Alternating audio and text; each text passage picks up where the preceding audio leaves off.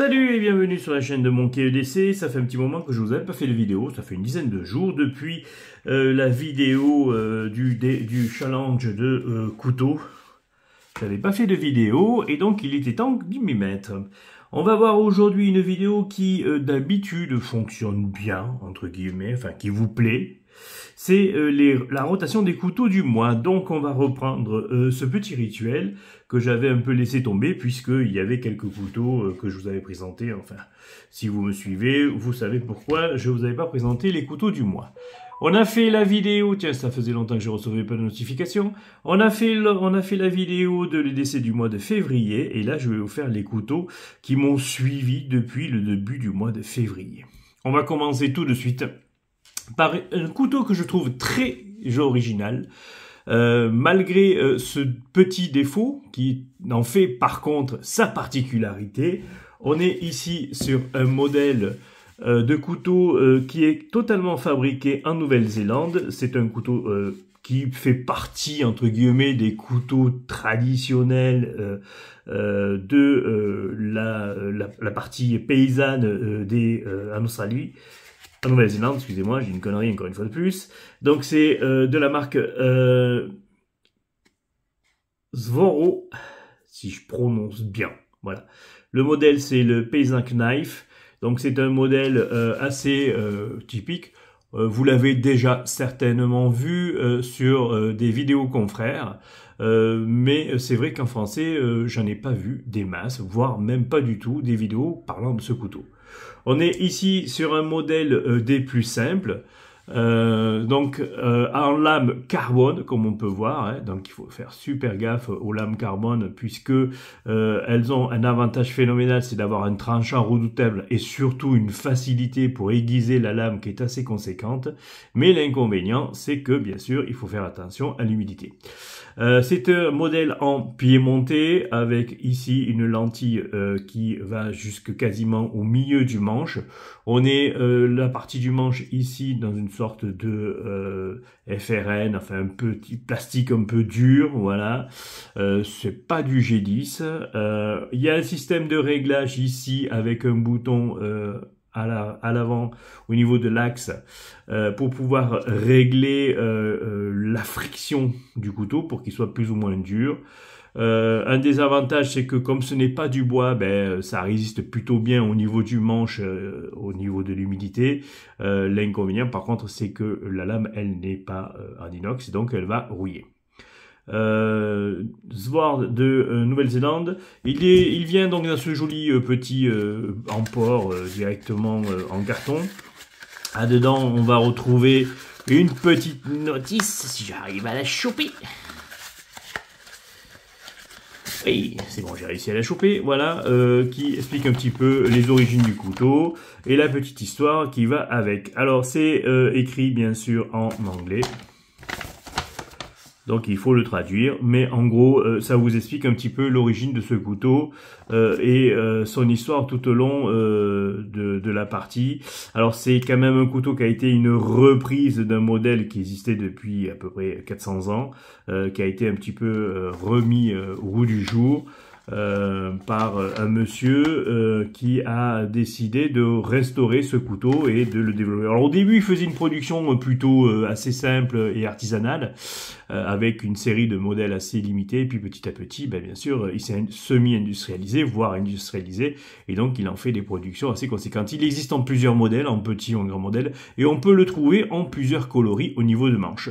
En termes de tarifs, on n'est pas excessif au niveau du modèle, on est moins de 20 balles pour ce genre de petit modèle là. C'est vraiment un couteau petit prix. À la limite, ce qui va vous coûter plus cher, c'est le port, si jamais il faut le faire venir de l'étranger. Celui-ci, je l'ai trouvé sur un site, je sais plus, je vous mettrai peut-être le lien en description, il faut que je le retrouve. Un autre modèle qui m'a suivi depuis le début du mois en rotation, on est ici sur un modèle classique de la marque CVV.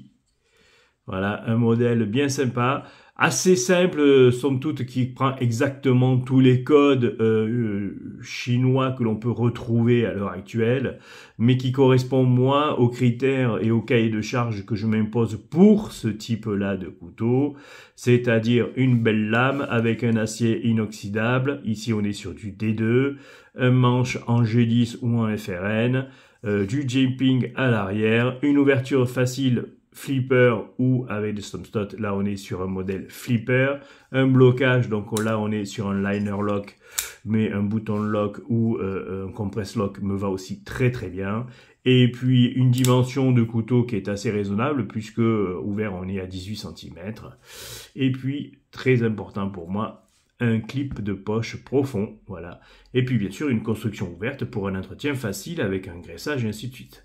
Voilà, il correspond à tous les demandes que j'ai sur ce type-là de couteau.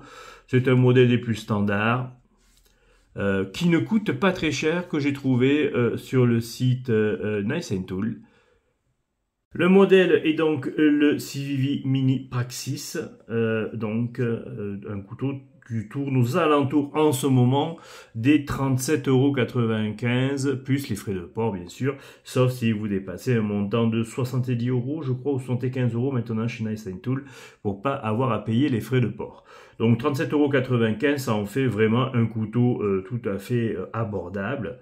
En termes de dimension, on est donc sur, que je retrouve, voilà, hauteur de lame, on est à 2,5, longueur de la lame 8,4, longueur de la partie coupante, parce qu'ici il y a un très joli ricasso qui permet d'y mettre un doigt complet, donc on perd un petit peu au niveau de la tranche, on est à 6,4 cm, 2,5 cm d'épaisseur, longueur totale fermée il fait 9,6 et longueur totale ouverte il fait 17,3, donc ce qui fait à peu près voilà, dans les 18 cm. On est sur un poids à 78 grammes.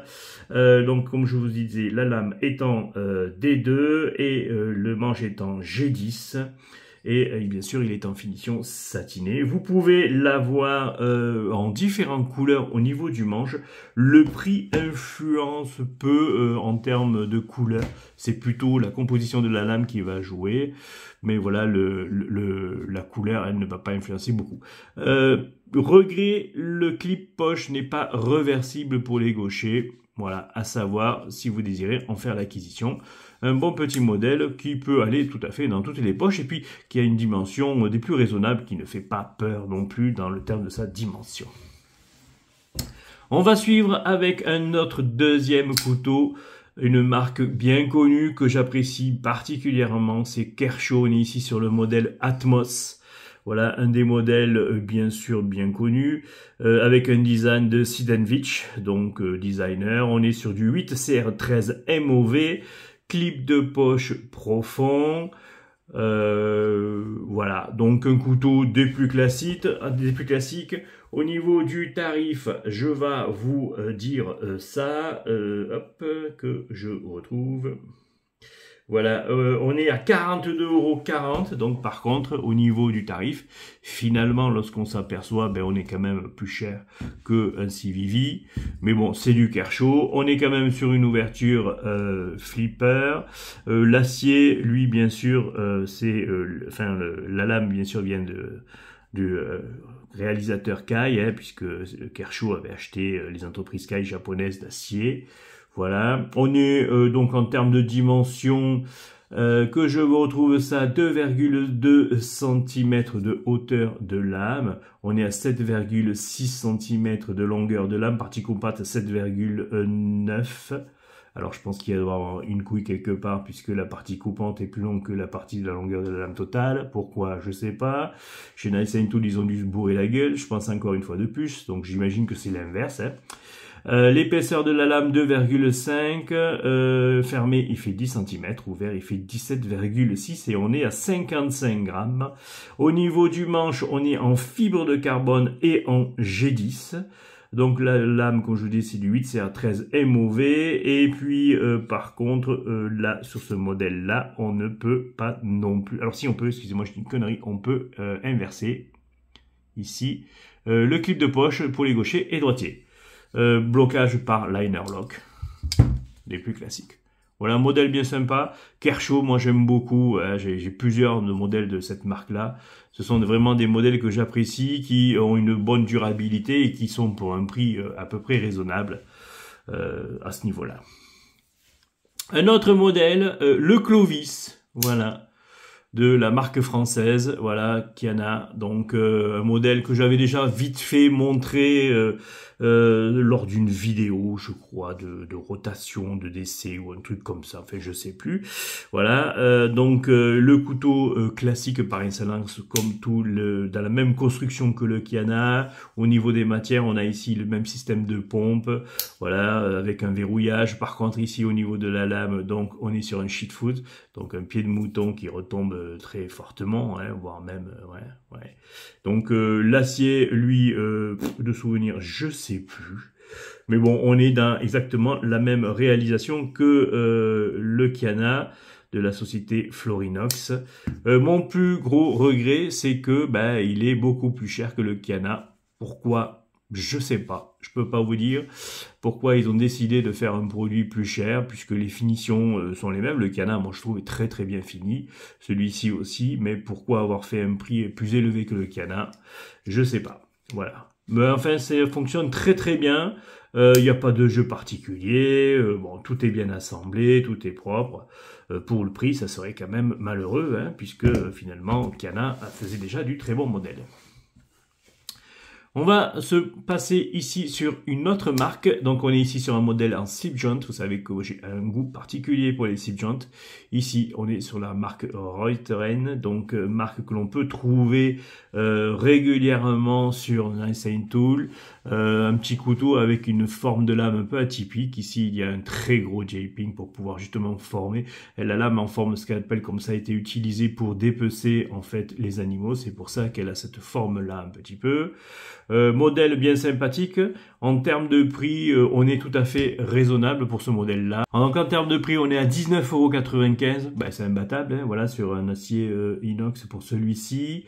Le modèle, c'est le classique Micarta Cotton Sampler. Voilà, modèle, voilà, si vous le cherchez, chez Nice & Tool.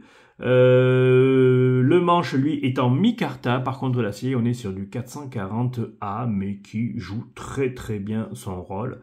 On est sur 85 grammes, 17,9 cm de ouvert.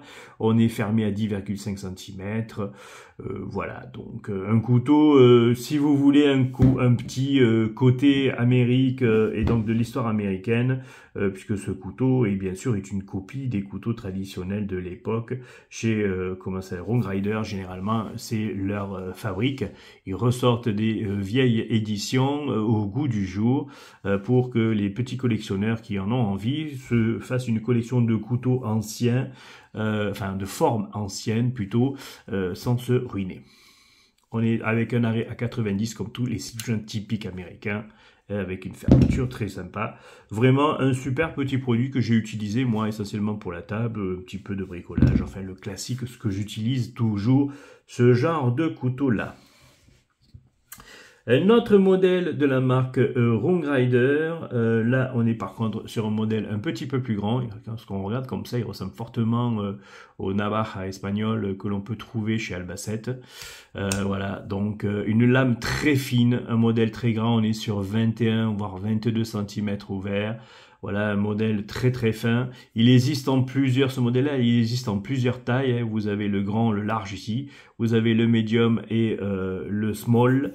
Voilà, le small, lui, par contre, est très petit. Je crois que je vous avais déjà montré le small une fois. Voilà, c'est un modèle qui a un tranchant assez sympathique. On est toujours sur du 440, hein, voilà, sur ce genre de modèle-là. Voilà, donc fabrication, bien sûr, en Chine, hein, puis pour avoir un prix abordable comme ça. Même chose, hein, on est aux alentours entre 20 et 25 € pour le modèle. Voilà, c'est un modèle qui va très très bien. Toujours en micarta au niveau du manche. Voilà, ici une espèce d'alu brossé sur le devant et pour les mitres et la mitre à l'arrière. Voilà, un modèle bien sympathique qui joue tout à fait le rôle aussi pour l'alimentaire ou pour les quelques petits travaux. Même chose, c'est la copie d'un ancien modèle. Je vous mettrai peut-être la référence si ça intéresse quelques-uns. Moi, j'aime beaucoup Rogue Rider. Ça permet d'avoir, j'ai une collection de Rogue Rider et ça permet d'avoir des modèles assez sympas et puis d'avoir, comme je vous dis, une partie de l'histoire américaine. J'ai des Barlow, voilà, j'ai des modèles, le canoë, des modèles un peu comme ça. Et puis on va terminer cette rotation par un modèle donc custom de chez, qui a été fait par un monsieur de chez comment ça s'appelle eBay, voilà. Donc une lame en carbone, on est sur la base d'un Opinel numéro 8 avec un manche, lui qui a été revu et sculpté, donc adapté bien sûr sur la virole et tout le reste, voilà. Avec un joli coloris comme ça. Je pense que c'est... je suis même pas sûr que ce soit de l'olivier, je pense pas. Au niveau du bois, je vérifierai ça, je vous le dirai. Voilà, bon, c'est un petit custom qui est somme toute assez simple, mais qui a le mérite d'avoir été fait. Voilà, le manche, comme vous pouvez voir, a été mis sur mesure pour s'adapter au niveau de la partie lame, virole et virole tournante, voilà, virole bloquante, voilà, pour s'adapter dessus. Donc voilà, il existe beaucoup de gens qui font ce genre de choses-là, qui adaptent des manches de matières différentes, hein. Voilà, c'est un petit modèle, par contre lui, que j'ai payé un peu cher, je trouve, pour un modèle custom, on est à 45 €, je crois, hein, si je dis pas de conneries. C'est quand même par rapport à des customs que fait l'affûteur de lame, vous voyez, ou ce genre de choses-là, je trouve quand même que c'est un peu cher. Mais bon, c'est vrai que la forme est originale, la prise en main est assez intéressante, hein, puisque, comme vous pouvez voir, ouais, il prend bien la main. Bon, pour un modèle 8, on a l'impression d'avoir le manche d'un modèle 12, c'est vraiment assez gros. Et puis, voilà, il est aussi plus grand au niveau du manche, hein, puisque cette partie-là, bombée, comme ça, le tient bien. Voilà, une forme assez originale, que j'aime bien, que j'apprécie. Voilà, et couteau essentiellement, bien sûr, pour la table, et puis pour les quelques petits bricolages que je peux avoir au quotidien, voilà. Donc, modèle assez sympa, rien de bien particulier de plus sur ce modèle-là, custom. Il aurait été peut-être 5 ou peut-être 10 € moins cher, mais bon, au moins 5 € moins cher, je pense que ça aurait fait aussi bien l'affaire, quoi. Voilà. Mais c'est un modèle qui est assez sympa. Voilà les modèles qui m'ont suivi depuis le début du mois. Donc vous voyez, ben, il n'y a pas que des couteaux chinois à ouverture une main, aussi des choses comme ça, hein. J'ai aussi d'autres modèles. Celui-ci est vraiment un petit peu particulier, vous voyez, il se patine rapidement et commence à prendre une jolie couleur là au niveau de la lame et tout ça. Voilà. Par contre, un modèle qui plaît ou qui ne plaît pas, dans la forme ouverte, ça peut passer, mais c'est vrai que dans la forme fermée, avec ce gros piémonté, là, il faut être quand même amoureux du piémonté. Et puis, pour un port en poche, c'est assez compliqué avec ce piémonté. D'ailleurs, moi, je le glissais dans un étui Opinel, et il y avait la partie piémontée qui sortait de l'étui lorsque je le refermais.